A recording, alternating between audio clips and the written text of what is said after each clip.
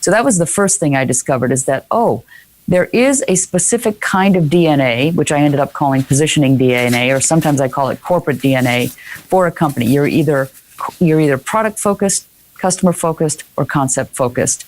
And the importance of knowing that, and I'll just take a second here to say, you need to know what your DNA is as a company so that you can market yourself authentically. It's all about authenticity. And in today's world, authenticity is the only thing that really matters, because if you're not authentic, it gets found out right away. So I love this idea of understanding who you are at your core, whether you're a human or whether you're a company, and then using that to leveraging that for your success in the marketplace. So it starts with understanding what your core is, and that's your positioning DNA. And you've got to decide which one of those three kinds of companies you are. Now, the reason I know there are three is because each of these three kinds of companies do things differently. They structure themselves differently. They measure success differently. They talk about different things in meetings differently. They hire different kinds of people. They compensate them differently. They're very, very different. So examples are, Zappos is an example of a customer-oriented company, whereas Uber is an example of a product-oriented company. So is Microsoft. Concept companies are like Tesla, FedEx, Apple in the early days. So you can see that these companies, they kind of structure themselves differently and do things differently. So if you start by understanding what your core is, then you've got a really good place from which to be authentic in your marketing. I want to think about some of the listeners who are hearing you break down those three different DNA types, right? Product, consumer, or concept. How do you help clear up any confusion as to what their main DNA is? Because I love the examples you gave, but for people sitting there going, well, I'm not sure, Andy, we kind of are a product, but then like we really are a consumer, and have you run into that before, and how do you help them delineate what the true DNA is? Yes, and there's a test in the book, so you can figure it out for yourself. So that's the great good news. But basically, like I said, it's product-oriented companies, which I call mechanics, customer, not consumer, but customer-oriented companies, which I call mothers, and then the concept companies I call missionaries. So I gave them each of these nicknames, and they do things very differently. So you examine, and this is what the test in the book shows, but they structure themselves differently. They talk about different kinds of things in meetings. They measure success differently. For example, a company that is a mother, let's take Lyft. Lyft is a great example of a mother. So is Nordstrom. So is Disney. These are companies that care at a very fundamental level about their customers, and they measure their success in terms of relationships with customers. Whereas if you look at a company like Oracle or Microsoft or even Walmart, their customers is not the important part. It's the service or the product that they're delivering that is the most important part. And then concept companies, well, they exist to change behavior on a fundamental level. Elon Musk is trying to change behavior. Steve Jobs tried to change behavior. And so those kinds of companies also structure themselves differently and talk about different things. So if you take the test in the book, you can figure out which one you are. Now, here's the thing. A management team, 50% of the management team may think one thing and 50% may think something else. And that's where this exercise provides an excellent opportunity for a management team to become aligned on something that's very important to their future. So it opens up the door for discussion. And I have been through so many great discussions with management teams about this.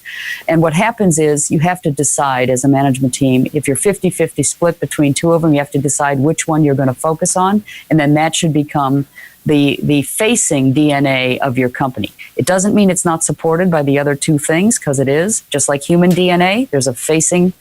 I have a facing color and facing hair color and facing eye color, but behind that are supporting DNA, supporting genes that add to the flavor of who I am. But the facing one is the one I go to market with myself. The same is true with the company. Now, you kind of touched on this just a bit, but I want to have you dive into this a little bit more.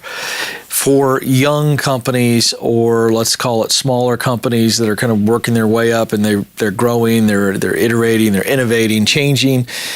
Right. Is this an exercise that you need to kind of revisit? Because inevitably companies change, just like people change. I love that's what you said. You kind of think of companies like people. Well, we as people change. So how often, in a process of growth or change, should a company come back and revisit this to make sure they know what their DNA type is? So people do change, but they don't change their DNA. That's a pretty difficult shift. Now, sometimes you can make a purposeful DNA shift. like I like to think of Amazon as a great example today that is going through a purposeful shift. They started off as what I call a mechanic or a very product-oriented company, and they are very slowly but very purposefully shifting that DNA to what I call the mother DNA, the customer DNA. And how did they start this process, this very purposeful process? They acquired Zappos. They didn't acquire Zappos because Amazon couldn't figure out how to sell shoes online. They acquired Zappos because they wanted that customer-centric culture, because they really wanted to make a shift in the company's culture. They wanted to become a more customer-centric company. And if you look up Amazon's mission today, which is different from what it used to be, it is to be Earth's most customer-centric company. So Amazon is going through a very purposeful shift in its DNA. On the other hand of the equation, you can look at a company like Apple, where the DNA shift is happening, but it's happening to Apple. Apple is not purposefully making this shift, and it happened because they lost their missionary founder in Steve Jobs a number of years ago. So what's happening to Apple is moving from a missionary company or a concept-oriented company to a mechanic, to a more product-oriented company. So what we've seen coming out of Apple over the last 7 years are iterations on the same products that they did before. They're better, and Tim Cook has done a great job of increasing the asset value of that company, but it's all been through product.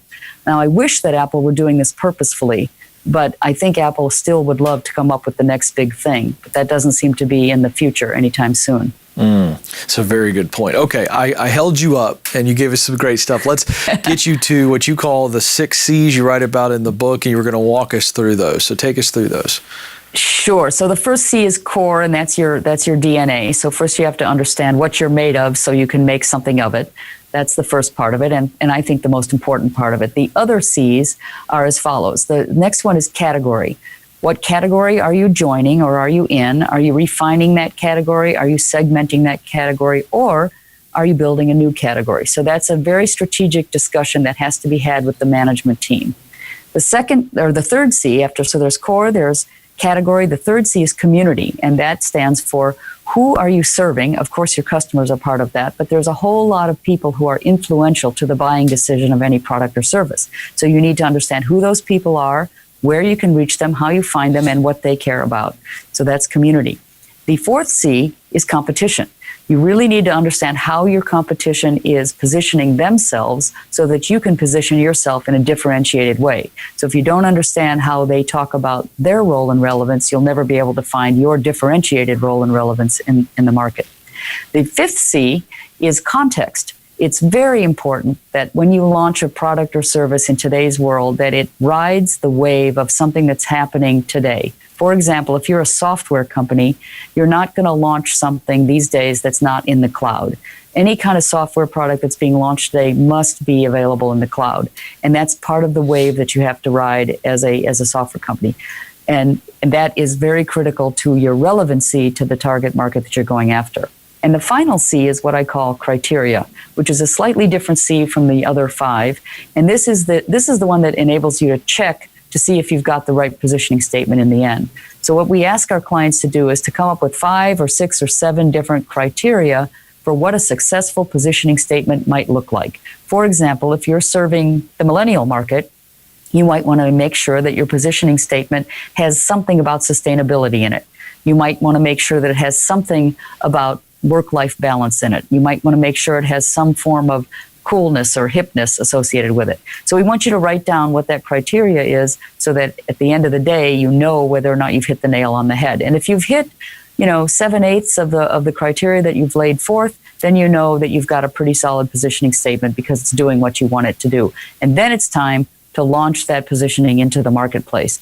Now, the book has a little Mad Lib exercise in it that once you've examined those 6 C's, then it sort of helps you through the process of actually writing that positioning statement and writing that elevator story. And once you've got that, then it's time to go public with it through the process of mastering all the channels of message distribution that we have available to us today, which are our owned channels, everything we own, our social media, our sales pitches, our recruiting materials, our websites, the earned media, any PR or analyst relations work that you do, and then, of course, owned media, which is all of the advertising channels that you own, that you have complete control over. So you want to master owned, earned, and paid channels of message